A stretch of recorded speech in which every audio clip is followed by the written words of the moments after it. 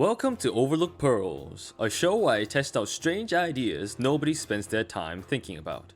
Today's topic, Tank Camille support. It is an understatement to say that Camille is a strong top lane pick.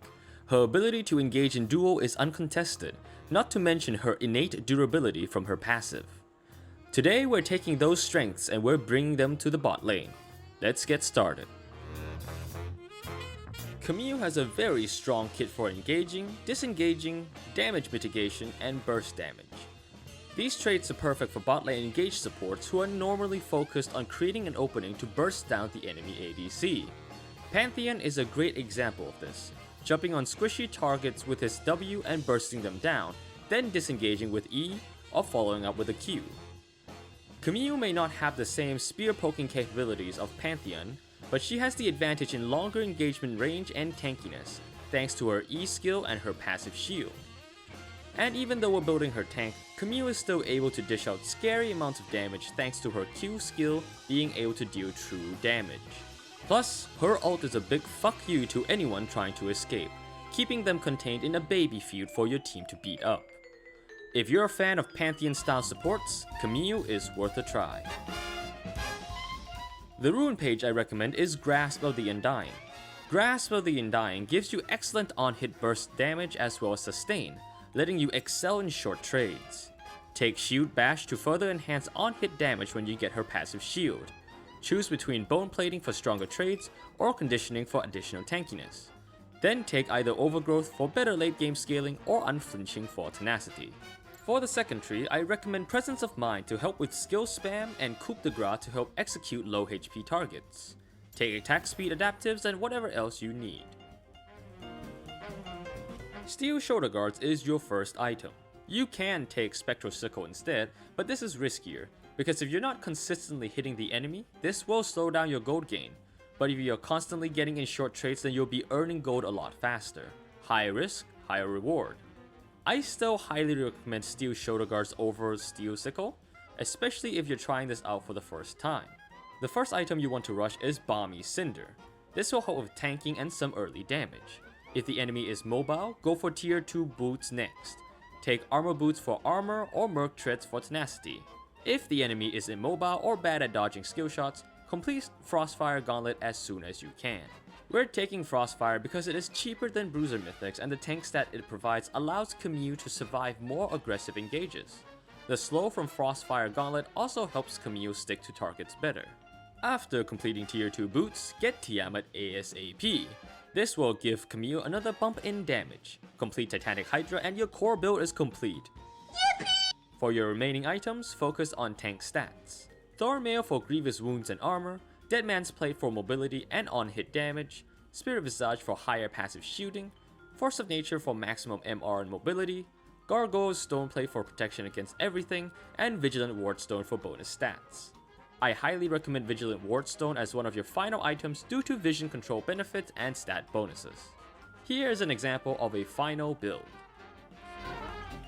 Camille has the ability to engage at level 1. Take E first and slingshot your way into the enemy.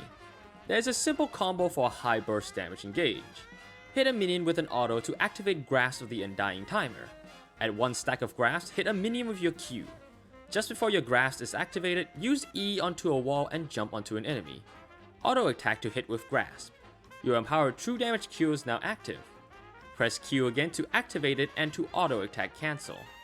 Hit the enemy with the empowered Q and start backing off. As you are backing off, use W to slow the target down and regain some of your HP.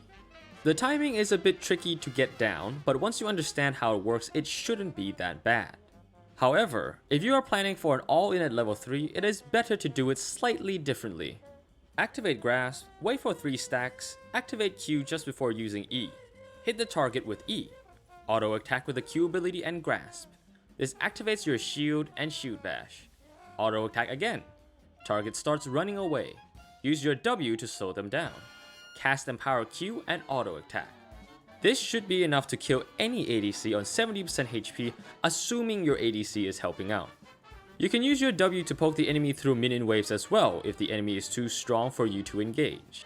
Max E first, Q second, and W last. Upgrade R whenever you can. Look to jump onto someone whenever you can, but don't int.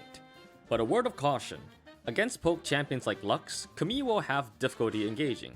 Getting hit with a long-range CC ability can be fatal for Camille, because without her passive shield, Camille has no tankiness early game. Play passive and dodge skill shots in this instance. A good Lux will never stay within engaging distance when her root is down, so you're gonna just have to tough it out in the early game.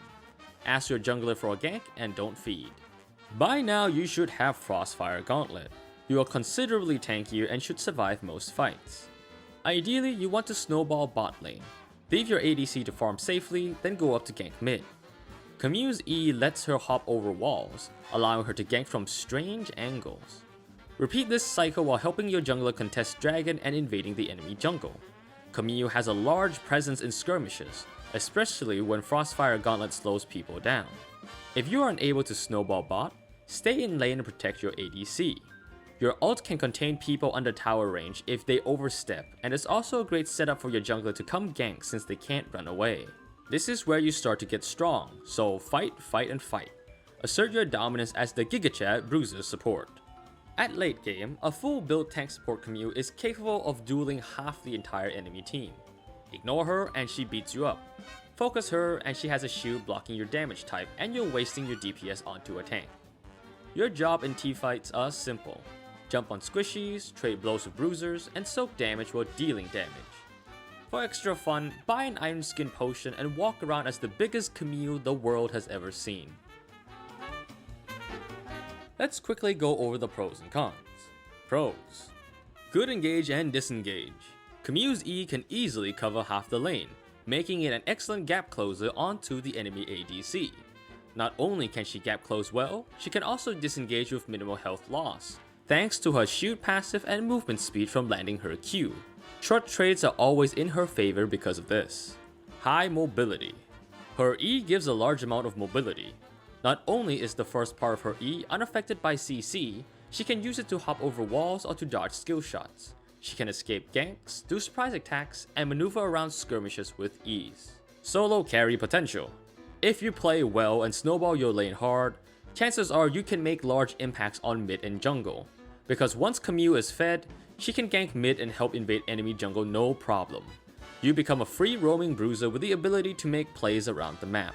Play well and you can swing the game in your favor. Cons. No tank skills.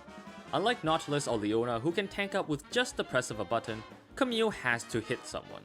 This makes poke champions like Lux and Morgana bad matchups for her. If she can't activate the shield, she's just as squishy as everyone else. Weak peeling. Her only form of hard CC is her E, which she also uses to engage. Most of the time, you'll have to kill your way out to save your ADC, which might lead to some angry comments from a certain somebody on your team. And that's all the cons I have. Surprisingly enough, I can't think of a third one to add for Camille, so if you can think of one, feel free to comment down below. Camille support is something that I've been wanting to try out for a while now, and I'm glad that I finally got to try it. At first I thought it would just be Pantheon 2.0, but I quickly found out that Camille had her own strengths and weaknesses, which also meant that she had her own very different playstyle from Pantheon. It's fun, it works, so go ahead and give it a try. Several viewers have commented their ideas to me in past videos. However, I don't feel like some of them work well enough to be in their own episode of Overlooked Pearls. I've added in this section to briefly explain why. Hail of Blades Sejuani was suggested to me by Gorand007. This can work, but in my experience it felt a bit unoptimized. The frozen stacks for stuns can't be applied by ranged champions, making you the sole stack applier. Hail of Blades Braum is much better for this job. He can accomplish the same thing Sejuani is trying to do, but their ADC can actually help out, since Braum's stacks can be applied by anyone's auto attack. However, if we're talking about melee ADCs such as Yasuo or Yone, then Hail of Blades Sejuani support is definitely a menace to society. Comment down below if you want to suggest more ideas for Overlooked Pearls. I'm always happy to read your ideas and try them out on the Rift. Looking forward to reading them. And that's all for today, folks. If you enjoyed this video, be sure to leave a like. Consider subscribing if you're interested. I'll catch you guys later. Good night and sweet dreams. Meme Cat, signing off.